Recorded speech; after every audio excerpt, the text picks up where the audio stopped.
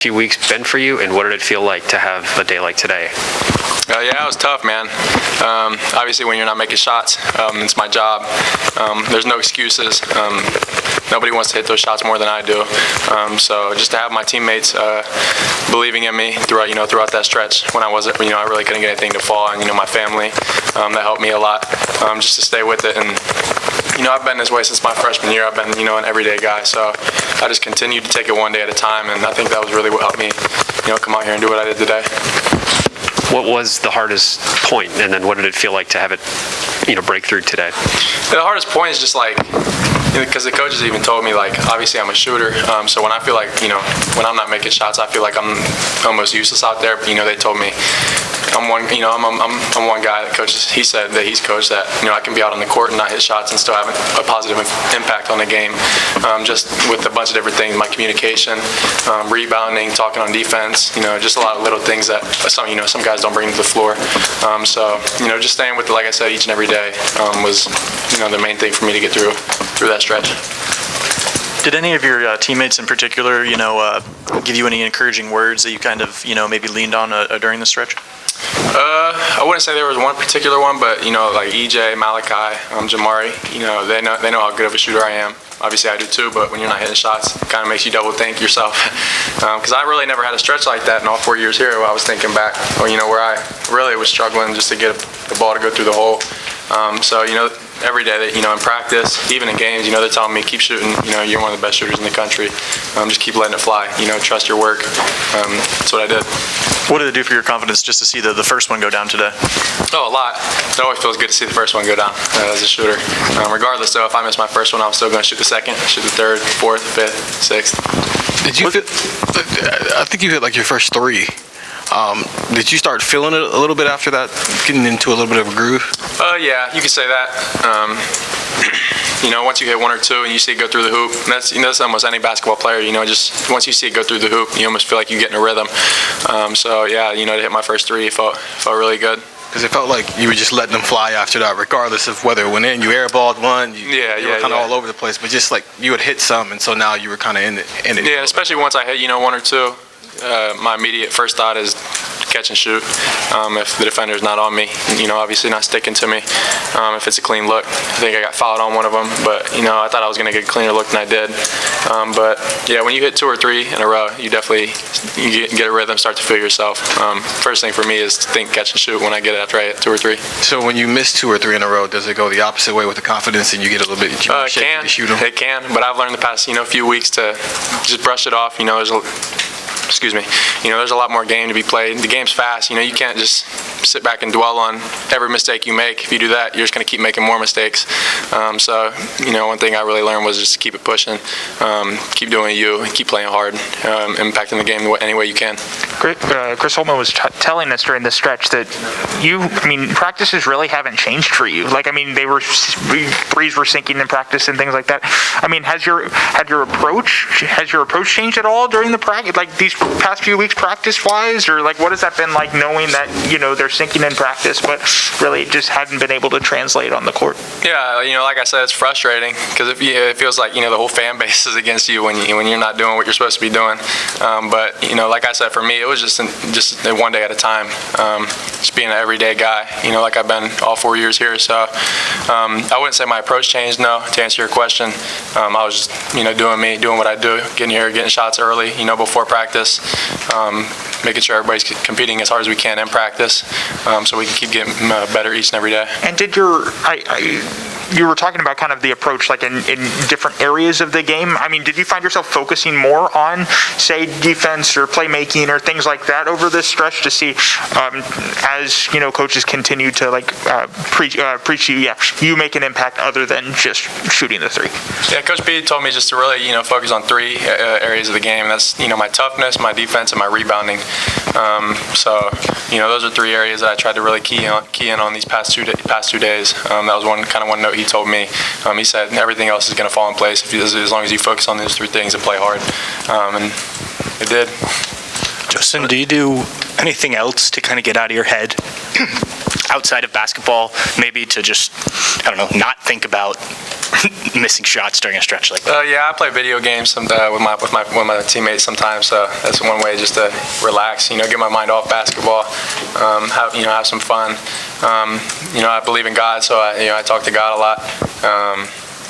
But to be honest, I didn't really change anything the past 2 weeks. Because like I said, I haven't really had a stretch like that in all 4 years here, where I just couldn't get a shot to fall. So I knew it really wasn't anything that I was doing. Like I was working just as hard as I always have, practicing just as hard as I always have.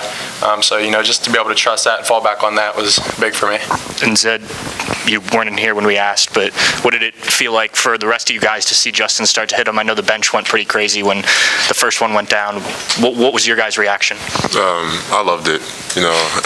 He's been going through a little shooting slump, but just keep shooting. I'll be telling him just keep shooting, because eventually you have to get out of it. Like, it's not going to last forever. So when that first one went down, I was like, oh yeah, he's back. So it was a good night for him, and I'm just going to keep shooting. Any more for Justin? I have one more for one more. Justin, you've been around here a while, so you sort of understand the ebbs and flows of a college basketball season. I'm just curious, at this point in the year, you guys have played so infrequently. How does it feel different in terms of maybe what you feel like you know about this team at this point in the season compared to maybe what you normally would if you had been able to play at a normal kind of cadence? Yeah, one thing I know for sure about this team is we're battle tested, because obviously, as you guys know, we've been in a lot of games that came down to the last shot. A lot of games. Just whether we win or lost, just to be in those moments, I feel like that's going to help us a lot in the long run. Because as you guys know, some nights, we're going to have an off night and we're not going to be hitting shots. The other team's going to be hitting. So just to be in those moments and experience, what it's like at the end of the game to be fighting, for the game, the final answer. Just to be, just to have been through that, I think that's going to help us a lot. And both of you guys might have perspective on this. I'm just curious what you think about how EJ has grown kind of as a playmaker. He had 5 assists tonight, no turnovers. He seems to find you, Zed, quite a bit on those high-low actions, and I know he can find shooters as well. Justin, just what have you seen from him in terms of improvement in his passing and kind of seeing the floor? Yeah, obviously I've been with EJ all 3 years that he's been here, so just to see him grow as a player has been amazing to watch. You see it every day. He's an everyday guy, like I said. And coach tells him, you got to go be the best player in practice each and every day. And I feel like these past couple weeks he's really been doing that, in every aspect of the game, whether he's blocking shots, finding open teammates when the double comes, or hitting tough shots. So just to see him grow and expand his game and, excel in so many different aspects of the game is really, honestly, amazing to watch to me. Thanks, Justin. Appreciate it, guys. Bye, Justin. Some for EJ, we'll go down and get coach. I say, who is EJ? Come on. I'm telling you, maybe start shooting jumpers now. I'm telling you, since I'm EJ. Zed, I know the Purdue game didn't go the way you wanted it, and Coach Holtman was pretty public about challenging you for more. To score 6 straight to start this game the way that you did and establish yourself in the paint, how much did you need that, and how much did you feel that impact the game? Well, after the Purdue game, I was talking to the coaching staff, and they just said I need to be more consistent with the play. They expect a lot out of me every day in practice and in the game. So that's what they really said, just be more consistent. So I've been with Coach Pito every day, running more, shooting a lot more, just trying to stay consistent. What does that look like? How do you work on something like that? This is the point in time of the season where it's a lot of games and short stretches, and so just got to keep the wind up, because last year around this time my wind has gone significantly down and it affected my play. So just trying to not have that happen again since last year, and just trying to keep my conditioning up. So because I worked so hard for it, and I'm not trying to lose it again. So just trying to keep that. What did you feel like went wrong for you against Purdue, maybe, and how much did it have to do with the tough defensive assignment of guarding a guy that was 7'4" and whatnot? Well, this ain't no excuse, but I picked up 2 quick fouls against Purdue, and I just really couldn't get in no flow in the game after that. Come back in, foul, go sit back down, come back in, foul. Like it's tough, but that's not an excuse. I still got to come in and just be as Justin said, like an everyday guy. So. Just as going back, talking to the coaching staff, they said I need to be better. So I took that to heart, and and just trying to be better every day. When it comes to, I mean, whenever you ask players what the Big Ten is like, it's physical. It's down low, kind of gritty. And I'm curious about, I mean, obviously you saw that, and that led to a little bit of inconsistency like you were talking about against Purdue. But, I mean, today to kind of set the tone, kind of set the presence of physicality inside the paint, especially on those first 3 makes inside, how much confidence does that bring, not only for you, but just for the offense to kind of establish that paint presence to allow kind of the rest of the offense to work around?